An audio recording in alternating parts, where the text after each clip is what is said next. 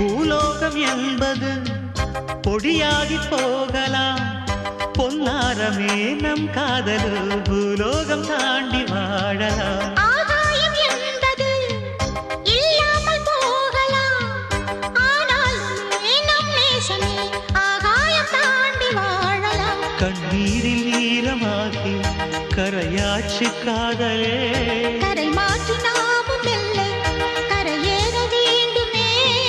நாளை வரும் காலம் நம்மை